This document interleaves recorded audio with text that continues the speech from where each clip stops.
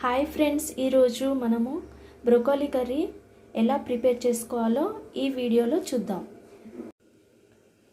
ఇప్పుడు మనము 2 ఆనియన్స్ని కట్ చేసుకుందాం. ఫ్రెండ్స్ ఆనియన్స్ కట్ చేసుకున్నాను. వెల్లుల్లి రెబ్బలు కూడా పొట్టు తీసుకొని ఇలా కచ్చాపచ్చగా దంచుకున్నాను. తర్వాత 3 టమాటాలను ఇలా కట్ చేసుకొని మిక్సీ జార్లో వేసుకోవాలి. తర్వాత కొన్ని పల్లీలు దూరగా వేయించుకొని వేసుకోవాలి. మిక్సీ జార్లోనే ఇలా జీలకర్ర కూడా వేసుకోవాలి. ఈ ఇంగ్రీడియంట్స్ అన్నింటినీ మిక్సీ పట్టుకోవాలి. ఈ విధంగా కచ్చాపచ్చగా మిక్సీ పట్టుకొని పెట్టుకోవాలి. ఇప్పుడు స్టవ్ మీద ప్యాన్ పెట్టుకొని నెయ్యిని యాడ్ చేసుకోవాలి.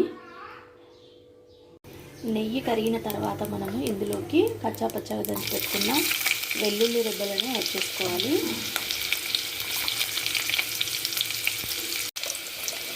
తర్వాత మనం కట్ చేసి పెట్టుకున్న ఆనియన్స్ కూడా యాడ్ చేసుకోవాలి.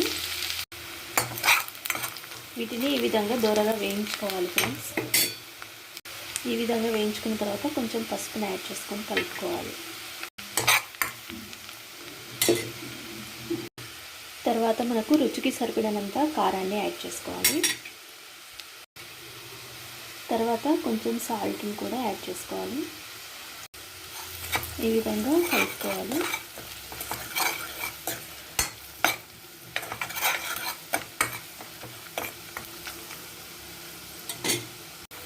తర్వాత మనం ఇందాక మిక్సీ పట్టి పెట్టుకున్న టమాటా ప్యూరీని యాడ్ చేసుకోవాలి ఫ్రెండ్స్. యాడ్ చేసుకొని మంచిగా మిక్స్ చేసుకోవాలి ఫ్రెండ్స్. ఈ విధంగా మిక్స్ చేసుకున్న తర్వాత ఇందులోకి కొన్ని వాటర్ యాడ్ చేసుకోవాలి.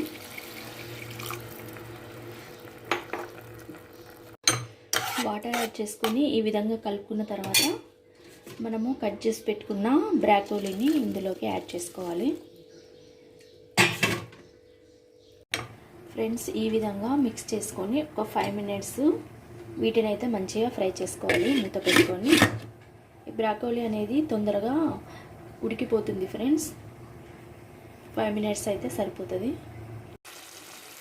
5 మినిట్స్ తర్వాత అయితే ఆల్మోస్ట్ కుక్ అయిపోయింది. ఇప్పుడు ఇందులోకి కొంచెం మెంతి పిండిని యాడ్ చేసుకోవాలి.